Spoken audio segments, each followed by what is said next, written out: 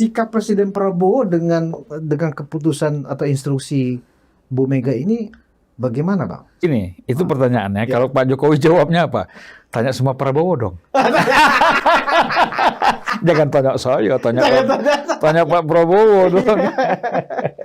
Kepala daerah PDIP itu tetap bergabung, ya, dan mereka tetap tidak diberhentikan dari anggota PDIP, tetap berjalan seperti biasa.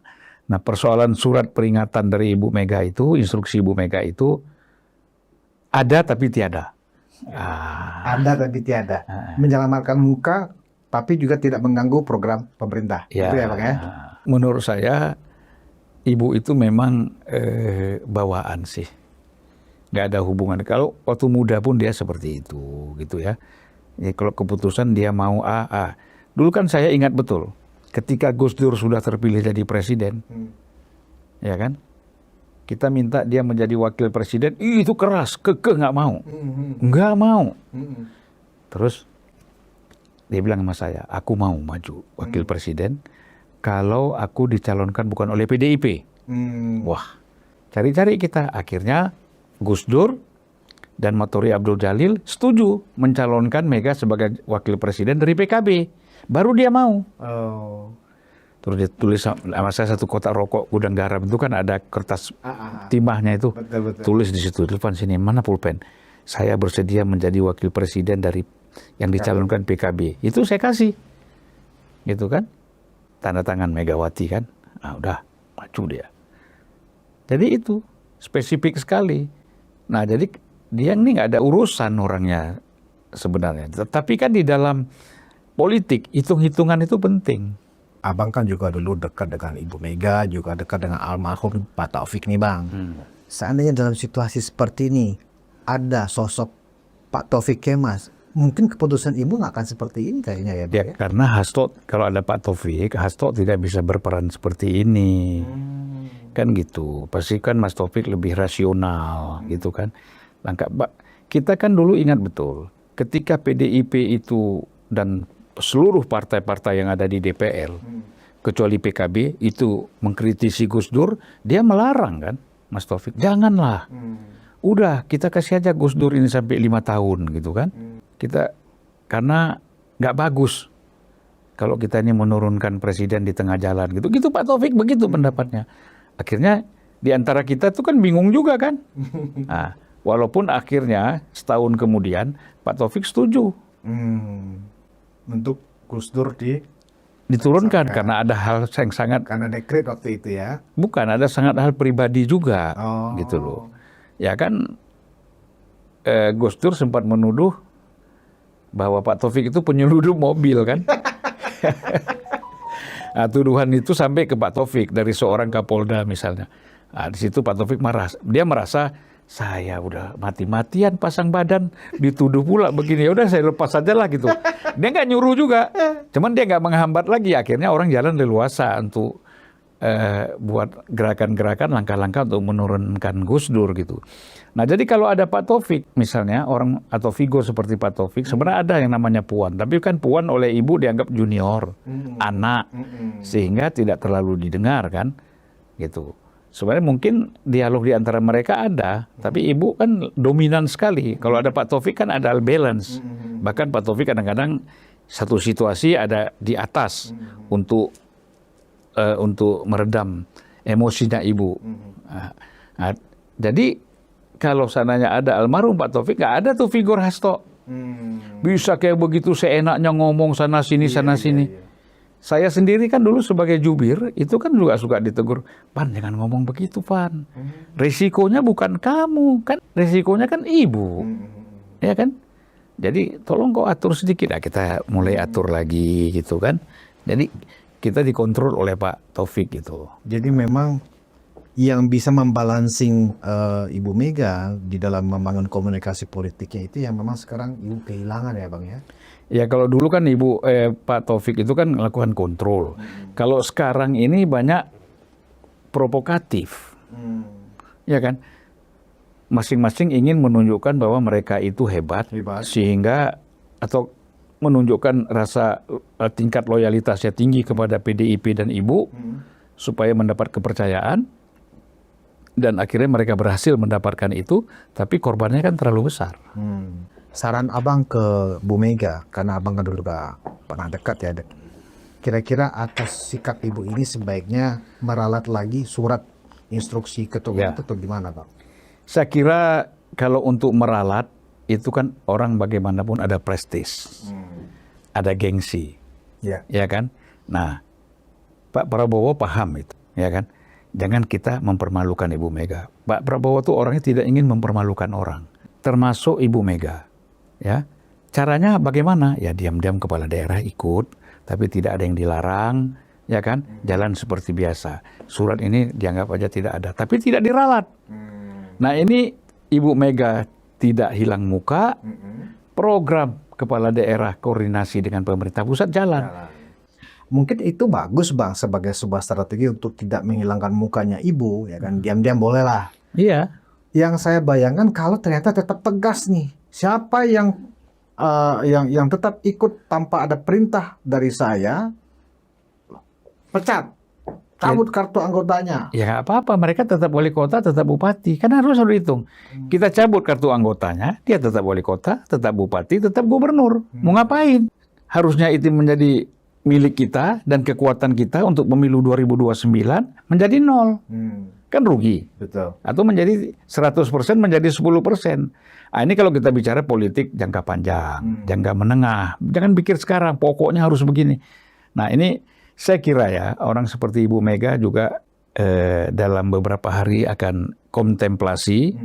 Ya, dia kan suka juga kontemplasi, mungkin datang lagi ke Istana Bogor, bukan Bogor, Ke Batu Tulis lagi. Batu Tulis lagi barangkali ya. Atau istilah dia bisa dialog sama Bung Karno, nah, mungkin mendapatkan wangsit atau informasi bisa berubah kan gitu. Dilihat dari aspek untuk meraih simpati, ya kan? Apakah sikap Bu Mega ini sebenarnya dimaksudkan untuk melihatkan sikap dignity sebagai seorang ketua umum partai besar? Dan kemudian dengan demikian Bu Mega berharap akan mendapatkan aplaus dari publik, atau justru sebaliknya menurut abang dengan sikap Ya nggak bisa, karena kan gini, bagaimana mau dapat aplaus dari publik? Persoalannya disebabkan oleh kasus hukum. Ya, institusi hukum KPK itu menahan Hasto setelah diperiksa panjang, setelah pra-peradilan dikasih kebebasan. Yang mana kalau yang lain belum hari ini ditangkap, hari ini dijadikan tersangka, hari ini ditahan. Tapi Hasto ini kan udah diulur panjang lah. panjang waktunya, sampai ya kan? bisa pra-peradilan. Betul. Ya kan? Nah sekarang kan mau majukan lagi pra-peradilan. Karena kemarin alasannya kurang teknis lah. Ya. Ya. Nah, oleh karena itu di sini kalau kita lihat bahwa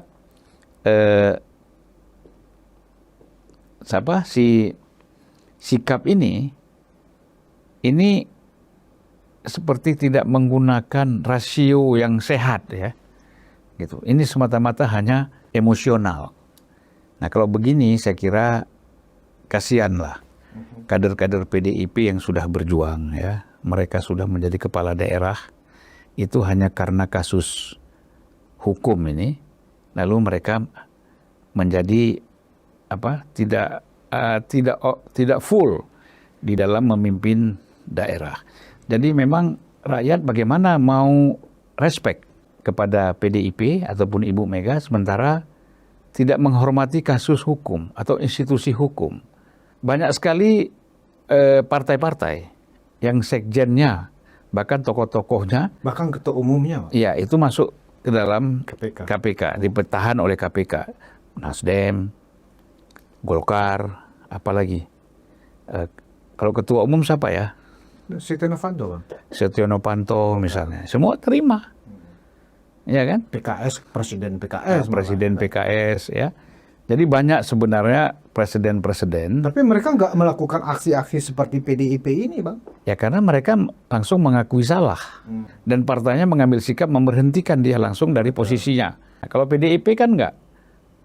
Nah, jadi ini semata-mata karena hubungan di samping Hasto hubungan organisatoris sebagai sekjen, mungkin secara pribadi juga kita nggak tahu sangat dekat dengan Ibu Mega, ada urusan-urusan sifatnya sangat personal, ya, sehingga personal ini dalam konteks misalnya menjadi orang kepercayaan dan macam-macam, sehingga tidak bisa diterima orang tua pun yang paling sayang kepada anaknya, kadang-kadang walaupun hatinya tidak bisa menerima, perasaannya tidak bisa menerima apa yang dialami oleh anaknya, tetapi secara hukum dia harus rela. Nah, silakan bagaimana melakukan apakah lobby, upaya supaya ada keringanan, supaya ada penahanan ini bisa diatasi dengan jalan yang lebih smooth, ya kan? Kita kan dari awal sudah bilang, sudahlah Hasto, jangan menyerang KPK, jangan menyerang Jokowi dulu. Susun dulu langkah-langkah hukumnya, bereskan dulu langkah-langkah hukumnya dengan pakar-pakar hukum yang ada, Mulia Lubis dan lain-lain, ya, untuk mengatasi masalah ini, mengantisipasi masalah ini. Nah, terbukti mereka tidak serius mengantisipasinya. Apa buktinya? Tidak diterima. Prosedur penetapan Hasto sebagai tersangka itu sudah sah. Tidak ada cacat prosedur, kan itu? Iya. Iya. Iya kan? Nah, artinya kan apa yang diajukan Hasto juga di pengadilan nggak lengkap. Nggak lengkap. Nah, kalau mereka serius mempersiapkan ini kan tidak ada hal seperti itu. Betul. Artinya ada persiapan yang matang. Kalau ini kan tidak ada persiapan yang matang. Ya, misalnya ya Hasto udahlah kita rela ditahan. Nanti kita lihat hasil keputusan pengadilan seperti apa. Ini kan ditahan, harus masuk pengadilan kan. Betul. Berapa tahun dia dihukum kan? Apa kesalahannya? Kan belum sampai ke sana. Karena memang aturan di KPK, orang sudah jadi tersangka harus ditahan. Betul. Ya kan? Nah, sekarang tinggal berjuang di pengadilan nanti. Ya, kalau memang yakin itu kriminalisasi hukum sebagaimana diyakini oleh PDIP, buktikan di pengadilan. Di pengadilan. Iya. Nah, itu kan perjuangannya ada di sana. Ini kok langsung mengambil keputusan kepala daerah jangan ikut. Ini justru kalau saya melihat yang mempolitisasi hukum itu adalah PDIP, bukan KPK. Iya kan? Dan terbukti kan mungkin mereka tadinya mengharap Ibu Mega bisa ketemu Prabowo, ya. Kemudian langkah-langkah selanjutnya KPK bisa sedikit melemah sehingga Hasto tidak ditahan gitu. Bisa saja kan. Tapi kan terbukti tidak terjadi pertemuan antara Megawati dengan Prabowo, karena banyak sekali ada upaya untuk memisahkan Prabowo dengan Jokowi. Justru Prabowo kita lihat gaspol. Gaspol. Hidup Jokowi, kata menunjukkan kedekatannya dan soliditasnya dengan Jokowi. Iya. Nah, mungkin ini makin kecewa. Ya kan? Bukannya merenggang, tapi semakin merapat. Sehingga tidak ada jarak lagi. Betul. Nah, ini membuat Ibu makin meradang ya Bang. Ya, meradang dan kecewa gitu. Kecewa. Ibu Mega ini kan punya nama besar. Pernah menjadi presiden. Tetapi sikap politiknya itu menurut saya nggak matang. Ya kan? Emosional. Kalau orang bilang, inilah sifat-sifat wanita dan keibuan. Salah juga. Apakah setiap perempuan seperti itu? Apa setiap ibu seperti itu kalau menjadi pimpinan politik? Kita bisa tanya Dea nanti. Iya kan? Nah. Kalau istilah anak sekarang, baperan Bang. Istilah. Iya. Apa kan pakai hati, kan gitu. Padahal kan ini urusan negara, Pak. Urusan negara, seorang ketua umum partai besar nggak boleh baperan. Benar kata Abang. Tidak ya katanya kan kalau wanita itu terganggu kalau dia datang masa haid, emosinya tinggi. Kan Ibu Mega kan dari usia segitu udah selesai.